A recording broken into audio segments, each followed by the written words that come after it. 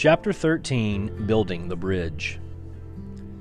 He woke up Saturday morning with a dull headache. It was still early, but he got up. He wanted to do the milking. His father had done it ever since Thursday night, but he wanted to go back to it, to somehow make things normal again. He shut PT in the shed, and the dog's whimpering reminded him of Maybelle and made his headache worse. But he couldn't have PT yapping at Miss Bessie while he tried to milk. No one was awake when he brought the milk in to put it away. So he poured a warm glass for himself and got a couple of pieces of light bread. He wanted his paints back, and he decided to go down and see if he could find them. He let PT out of the shed and gave the dog half a piece of bread. It was a beautiful spring morning. Early wildflowers were dotting the deep green of the fields, and the sky was clean and blue. The creek had fallen well below the bank and seemed less terrifying than before. A large branch was washed up to the bank, and he hauled it up to the narrowest place and laid it bank to bank. He stepped on it, and it seemed firm, so he crossed on it, foot over foot, to the other side, grabbing the smaller branches which grew out from the main one toward the opposite bank to keep his balance. And there was no sign of his paints. He landed slightly upstream from Terabithia. If it was still Terabithia, if it could be entered across a branch instead of swung into. PT was left crying piteously on the other side. Then the dog took courage and paddled across the stream. The current carried him past Jess, but he made it safely to the bank and ran back, shaking great drops of cold water on Jess. They went into the castle stronghold. It was dark and damp, but there was no evidence there to suggest that the queen had died. He felt the need to do something fitting, but Leslie was not here to tell him what it was. The anger which had possessed him yesterday flared up again. "Leslie, I'm just a dumb dodo, and you know it. What am I supposed to do?" The coldness inside of him had moved upward into his throat, constricting it. He swallowed several times. It occurred to him that he probably had cancer of the throat. Wasn't that one of the 7 deadly signs, difficulty in swallowing? He began to sweat. He didn't want to die. Lord, he was just 10 years old. He had hardly begun to live. "Leslie, were you scared? Did you know you were dying? Were you scared like me?" The picture of Leslie being sucked into the cold water flashed across his brain. "Come on, Prince Tarian," he said quite loudly. "We must make a funeral wreath for the queen." He sat in the clear space between the bank and the first line of trees and bent a pine bough into a circle, tying it with a piece of wet string from the castle. And because it looked cold and green, he picked spring beauties from the forest floor and wove them among the needles. He put it down in front of him. A cardinal flew down to the bank, cocked its brilliant head, and seemed to stare at the wreath. PT let out a growl which sounded more like a purr. Jess put his hand on the dog to quiet him. The bird hopped about a moment more, then flew leisurely away. "It's a sign from the spirits," Jess said quietly. "We made a worthy offering." He walked slowly as part of a great procession, though only the puppy could be seen, slowly forward carrying the queen's wreath to the sacred grove. He forced himself deep into the dark center of the grove, and kneeling laid the wreath upon the thick carpet of golden needles. "Father, to thy hands I commend her spirit." He knew Leslie would have liked those words. They had the ring of the sacred grove in them. The solemn procession wound its way through the sacred grove homeward to the castle. Like a single bird across the storm-cloud sky, a tiny piece winged its way through the chaos inside of his body. "Help! Jessie, help me!" A scream shattered the quietness. Jess raced to the sound of Maybelle's cry. She had gotten halfway across the tree bridge and now stood there, grabbing the upper branches, terrified to move either forward or backward. "Okay, Maybelle," the words came out more steadily than he felt. "Just hold still, I'll get you." He was not sure the branch would hold the weight of them both. He looked down at the water. It was low enough for him to walk across, but still swift. Suppose it swept him off of his feet. He decided for the branch. He inched out on it until he was close enough to touch her. He'd have to get her back to the home side of the creek. Okay, he said. "Now back up." "I can't." "I'm right here, Maybelle. You think I'm going to let you fall? Here." He put out his right hand. "Hold on to me and slide sideways on the thing." She let go and with her left hand for a moment and then grabbed the branch again. "I'm scared, Jess. I'm too scared." Of course you're scared. Anybody be scared. You just gotta trust me, okay? I'm not gonna let you fall, Maybelle. I promise you. She nodded, her eyes still wide with fear, but she let go of the branch and took his hand. Straightening a little and swaying, he gripped her tightly. Okay, now. It ain't far. Just slide your right foot a little way, then bring your left foot up close. I forgot which is right. The front one, he said patiently. The one closest to home. She nodded again and obediently moved her right foot a few inches. Now, just let go of the branch with your other hand and hold on to me tight. She let go of the branch and squeezed his hand. Good. You're doing great. Now slide a little ways more. She swayed but did not scream, just dug her little fingernails into the palm of his hand. Great, fine, you're all right. The same quiet, assuring voice of the paramedics on emergency. But his heart was bongoing against his chest. Okay, a little bit more now. When her right foot came at last to the part of the branch which rested on the bank, she fell forward, pulling him down. Watch it, Maybelle! He was off balance, but he fell. Not into the stream, but with his chest across Maybelle's legs. His own legs waving into the empty air above the water. Whew! He was laughing with relief. What you trying to do, girl? Kill me? She shook her head, a solemn no. I know I swore on the Bible not to follow you, but I woke up this morning and you was gone. I had some things to do. She was scraping at the mud on her bare legs. I just wanted to find you so you wouldn't be so lonesome. She hung her head. But I got too scared. He pulled himself around until he was sitting beside her. They watched P.T. swimming across, the current carrying him too swiftly, but he not seeming to mind. He climbed out well below the crabapple and came running back to where they sat. Everybody gets scared sometimes, Maybelle. You don't have to be ashamed. He saw a flash of Leslie's eyes as she was going into the girls' room to see Janice Avery. Everybody gets scared. P.T. ain't scared, and he even saw Leslie. It ain't the same for dogs. It's like the smarter you are, the more things can scare you. She looked at him in disbelief. But you weren't scared. Lord, Maybelle, I was shaking like Jell-O. You're just saying that. He laughed.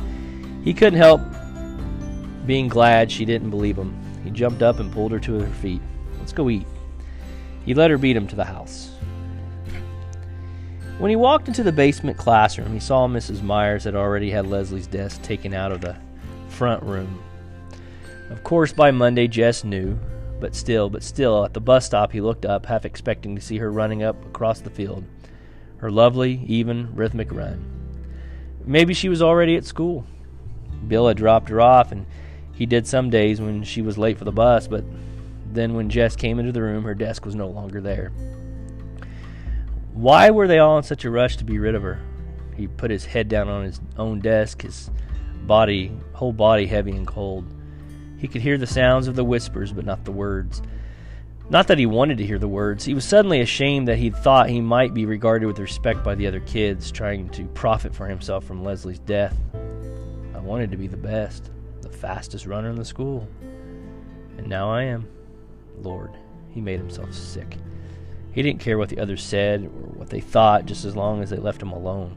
Just so long as he didn't have to talk to them or meet their stares. They had all hated Leslie, except maybe Janice. Even after they'd given up trying to make Leslie miserable, they kept on despising her, as though there was one of them worth the nail on Leslie's little toe. And even he himself had entertained the traitorous thought that now he would be the fastest. Mrs. Myers barked the command to stand for the allegiance. He didn't move. Whether he couldn't or wouldn't, he didn't really care. What could she do to him after all? Jess Aarons, would you step out into the hall, please? He raised his leaden body and stumbled out of the room. He thought he heard Gary Fulcher giggle, but he couldn't be sure. He leaned against the wall and waited for Monster Mouth Myers to finish singing "Oh Say Can You See" and join him. He could hear her giving the class some sort of assignment in the arithmetic before she came out and quietly closed the door behind her. Okay. Shoot. I don't care. She came over so close to him that he could smell her dime store powder. Jessie.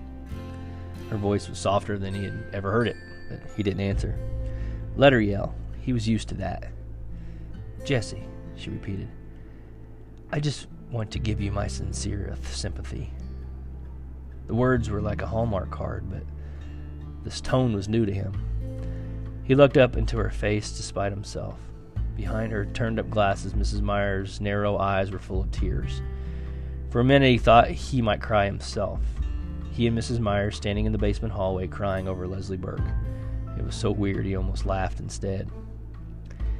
When my husband died, Jess could hardly imagine Mrs. Myers ever having had a husband.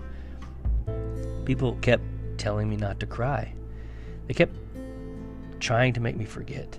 Mrs. Myers is loving, mourning. How could you picture it? But I didn't want to forget. She took her handkerchief from her sleeve and blew her nose. Excuse me. This morning when I came in, someone had already taken out her desk. She stopped and blew her nose again. I've never had such a student. In all my years of teaching, I shall always be grateful. He wanted to comfort her. He wanted to unsay all the things he had said about her, even unsay the things Leslie had said. Lord, don't let her ever find out. So, I realize, if it's hard for me, how much harder it must be for you. Let's just try to help each other, shall we? Yes. He couldn't think of anything else to say. Maybe someday when he was grown, he could write her a letter and tell her that Leslie Burke had thought she was a great teacher or something. Leslie wouldn't mind. Sometimes, like the Barbie doll, you need to give people something that's for them, not just something that makes you feel good giving it. Because Mrs. Myers had helped him already by understanding that he would never forget Leslie. He thought about it all day, how before Leslie came he had been nothing, a stupid, weird little kid who drew funny pictures and chased around a cow field trying to act big, trying to hide a whole mob of foolish little fears running riot inside his gut. It was Leslie who had taken him from the cow pasture into Terabithia and turned him into a king. He had thought that was it. Wasn't king the best you could be? Well, now it occurred to him that perhaps Terabithia was like a castle where you came to be knighted. After you stayed for a while and grew strong, you had to move on. For hadn't Leslie, even in Terabithia, tried to push back the walls of his mind and make him see beyond the shining world, huge and terrible and beautiful and very fragile? Handle with care everything, even the predators. So now it was time for him to move out. She wasn't there, so he must go for the both of them. It was up to him to pay back the world in beauty and carrying what Leslie had loaned him in vision and strength. And as for the terrors ahead, for he did not fool himself that they were all behind him, well, you just have to stand up to fear, especially to your fear, and not let it squeeze you white. Right, Leslie? Right. Bill and Judy came back from Pennsylvania on Wednesday with a U-Haul truck. No one ever stayed long in the old Perkins place. We came to the country for her sake. Now that she's gone, they gave Jess all of Leslie's books and her paint set with 3 pads of real watercolor paper. Well, she would want you to have them, Bill said. Jess and his dad helped them load the U-Haul. At noontime, his mother brought down ham sandwiches and coffee. A little scared the Burkes wouldn't want to eat her food, but needing, Jess knew, to do something. At last, the truck was filled, and the Aaronses and the Burkes stood around awkwardly, no one knowing how to say goodbye. Well, Bill said, if there's anything we've left that you want, just please help yourself. Can I have some of the lumber on the back porch? Jess asked. Yes, of course, anything you see, Bill hesitated, then continued. I meant to give you PT, he said, but he looked at Jess, and his eyes were those of a pleading little boy. But I just can't seem to give them up. Hey, it's okay. Leslie would want you to keep them. The next day after school, Jess went down and got the lumber he needed, carrying it a couple boards at a time to the creek bank. He put the 2 longest pieces across the narrow place upstream from the crabapple tree, and when he was sure they were as firm and even as he could make them, he began to nail on the cross pieces. What you doing, Jess? Maybelle had followed him down again, as he had guessed she might. It's a secret, Maybelle. Tell me. When I finish, okay? I swear on the Bible I won't tell nobody, not Billie Jean, not Joyce Ann, not Mama. She was jerking her head back and forth in a solemn emphasis. Oh, I don't know about Joyce Ann. You might want to tell Joyce Ann sometime. Tell Joyce Ann something that's a secret between you and me? The idea seemed to horrify her. Yeah, I was just thinking about it. Her face sagged. Joyce Ann ain't nothing but a baby. Well, she wouldn't likely be a queen first off. You'd have to train her and stuff. Queen? Who gets to be queen? I'll explain it when I finish, okay? And when he finished, he put flowers in her hair and led her across the bridge, the great bridge into Terabithia, which might look to someone with no magic in him like a few planks across a nearly dry gully. Shh, he said, look. Where? Can't you see him? He whispered. All the Terabithians standing on tiptoe to see you. Me? Shh, yeah. And there's a rumor going around that the beautiful girl arriving today just might be the queen they've been waiting for. The end. Hey, thank you guys for listening to Bridge to Terabithia with me in my audiobook. Again, I'm just a teacher down here in Bedford, Indiana, teaching at Lincoln Elementary School. And I've really appreciated you listening to this, and tell your friends, share it. Have a good day.